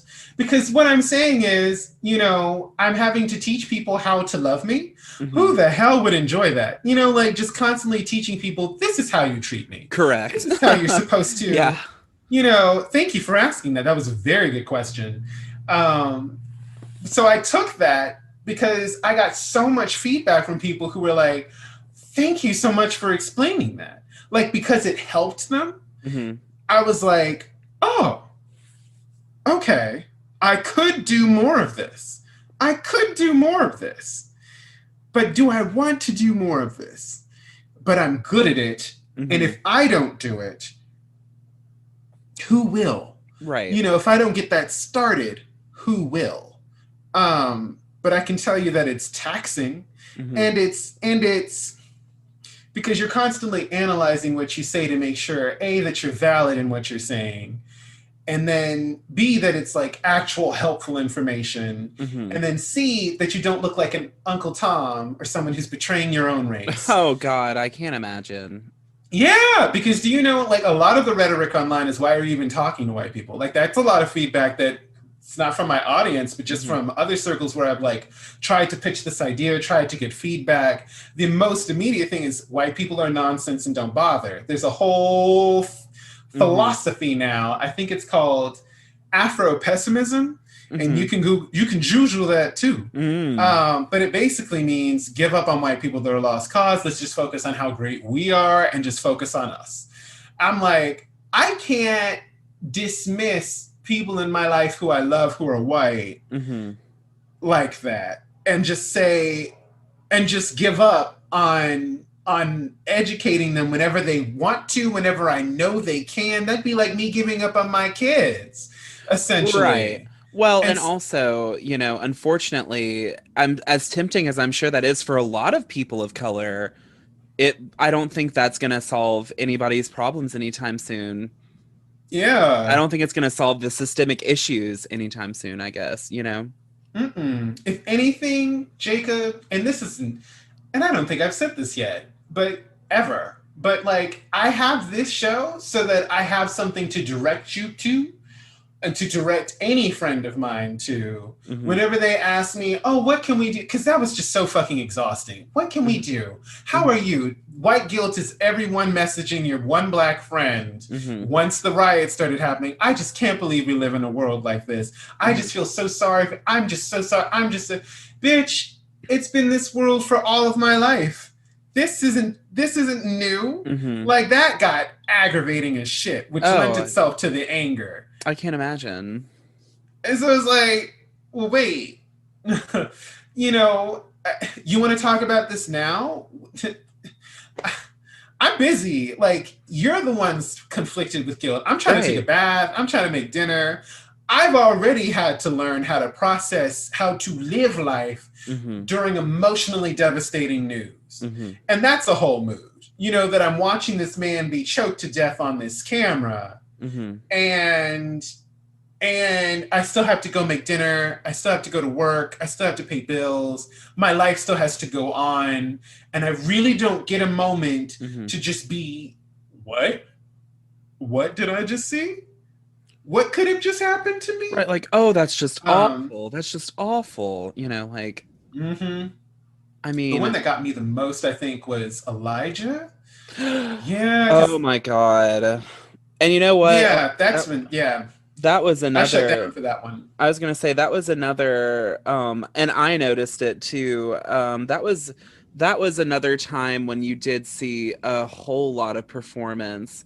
And it really made me take Mm-hmm. a step back because I feel like a lot of people, there was no question that a lot, like, the thing is, in the greater news media and on social media, every single time a black person was killed, the first response was, well, he did something wrong, or, well, you don't Mm-hmm. know, he has a criminal history. And they could not do that with Elijah McClain.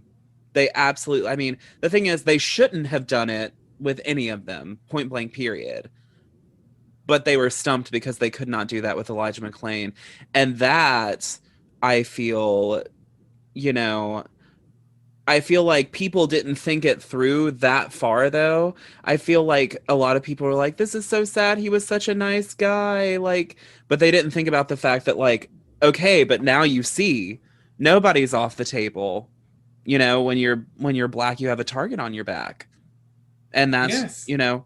no matter how nice you are, no matter how well you play the violin, not to mention, oh God, we're gonna get into it, but not to mention, um, one of the most appalling things that I saw was when they were holding that violin vigil for Elijah McClain, and the cops came in and brutalized everybody who was literally sitting peacefully while they played the violin in the middle of a public park.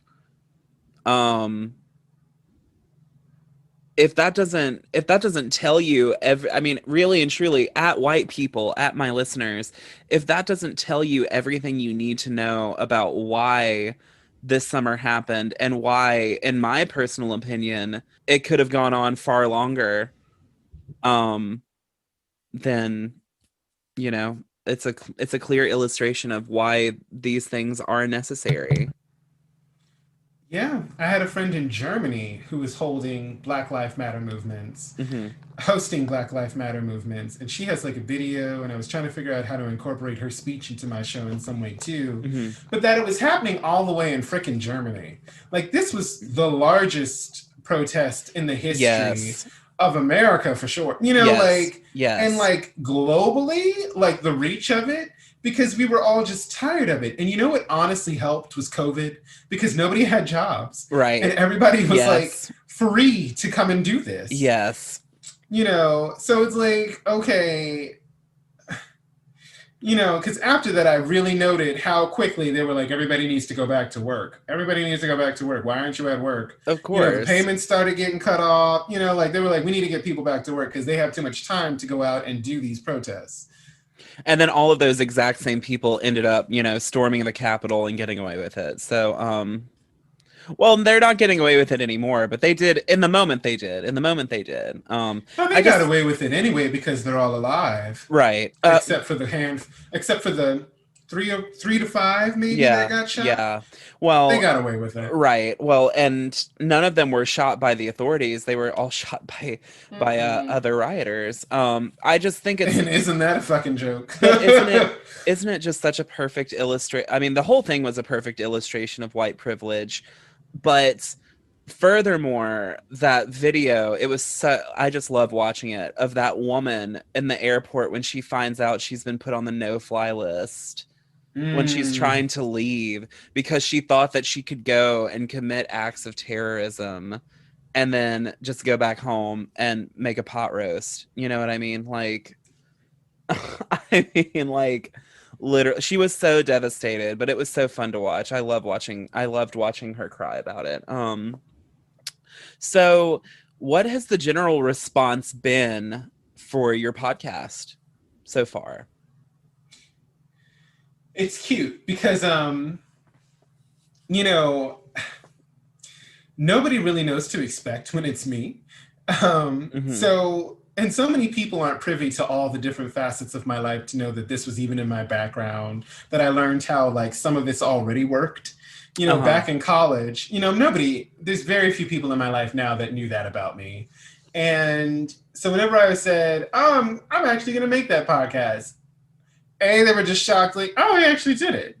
And then B, they were just impressed because they were like, Mm-hmm. what? It sounds, wait, I have so many people and I call them like pity listens. I really shouldn't. But Mm-hmm. like those, your family shows up at your first play. Yes. Yes. It's that Yes. feeling where it's like, okay, I know my friends. And that's another reason why I went with having like the skit crew involved because I wanted to make sure that they knew I was serious. Yes. Um, and bitch, I'm serious. So they listened to it and they were like, "Oh my god, wait, it's good." And that's been my favorite reaction. Is you did what? It's great. Um, and then as it continued, and I don't know how far you've gotten, but the most recent one, Secrets of the Garden, Mm-hmm. actually sounds like how I intended for the show to be from the very beginning. Mm-hmm. And I had to learn how to do all of that on my own over the course of 18 weeks of me doing the show. Like each episode is me learning how to do something different, audio and sound design. So I've gotten a lot of great feedback on just how well that has sounded, Mm-hmm. how great the themes have been, how much people have loved the actors, um, and and then for the people who participated in it, Mm-hmm. I've taken their criticisms and like feedback to heart because I'm like, okay, are you just doing this out of pity because you feel white guilt, or do you actually? And no, like they've actually been like super happy and impressed, Mm-hmm. and like have been proud of their work. Oh my god, the play with Jen in it that I did, Mm-hmm. Jen and Will. Uh-huh. Um, Where the hurt people are. yes, their messages of warmth, um they were just so heartwarming for me, to Mm-hmm. have released something that they're proud of, right? That they're actually really proud of. Yes. I think that's like so encouraging to me. And anytime I felt um not disheartened, but low energy because of just the rest of the world and having to Mm-hmm. switch jobs and all this other stuff, I'll get a text message out of the blue, like right on cue, saying, Mm-hmm. "Oh my god, I listened to the first episode. Oh my god, I had no idea. Oh my god, I love this. Keep doing Isn't it." that Like such a it'll great come right when I feeling? need it. It is It such a great is. feeling because that will happen to me too. Every now and then someone will just like shoot me a message and be like, "Hey, I finally got around to listening. I really love it." And I'm just like, "Ah, thank you." That you took the time, right? Right. And that it was Yes. worth your time. Yes. Yeah, no, that's a fantastic feeling. It's a goal, honestly. Um so, it's important when it feel, especially, for a show like yours, whenever people listen, it's like you really wanted to learn something today. Like you know what I mean? Like, Yes, you know, yes. so uh so such great stuff. Such great stuff. Um let's see. And that's the thing. Speaking of learning something, have you learned anything personally, educationally, whatever? Have you learned anything through the process of doing your podcast? Yes. And I mean, we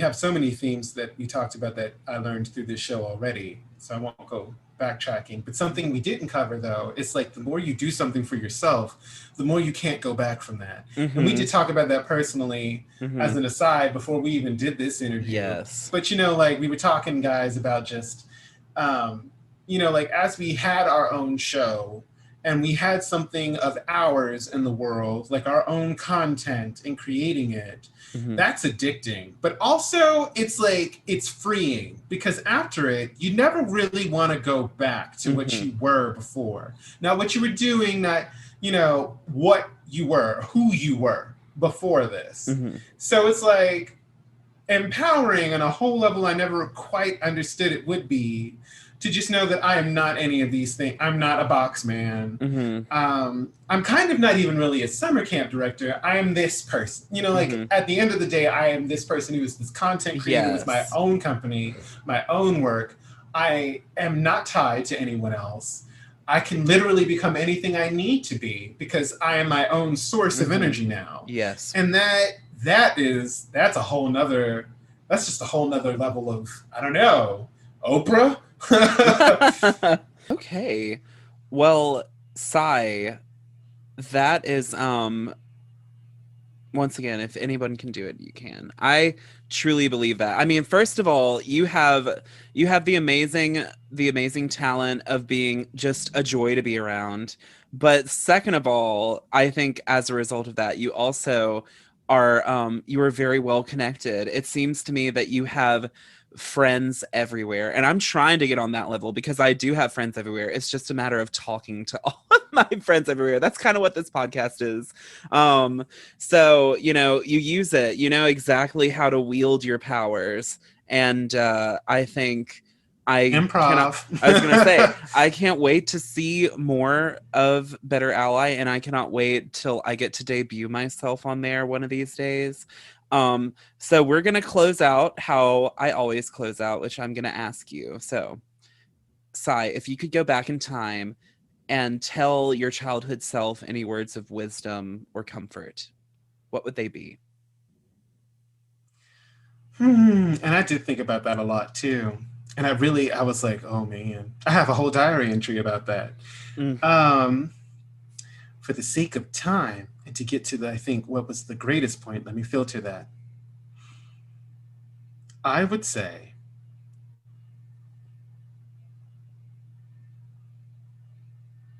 you are enough exactly as you are. Um, no notes, you're perfect, keep it up. and and just like, because I largely listened to myself in my head as I grew up, Hmm. because it was a definite choice to whether or not to present myself as effeminate, as Hmm. intelligent, Hmm. and not back down from that. Hmm. And something I would tack on to that is, you're right. You're doing it right. You're Hmm. doing everything the right Hmm. way. Keep up doing that. Yes, it hurts. It's going to keep getting worse. Keep doing it. Because now I've built, almost in March, 30 years of being myself, Gosh. and being true to myself Hmm. is most important. Um, which is where all this productivity, all this creation, I don't think people get that. It's like, yeah, Hmm. it's definitely like being in the gym 30 years nonstop. Hmm. You're gonna get swole. I'm Hulk sized in my emotional soul, like, mental Right. level. Right. Like, so yeah, good job, you. Keep that up. Keep that up, because eventually you will get to all of the projects you've been wanting to do literally since you were 11.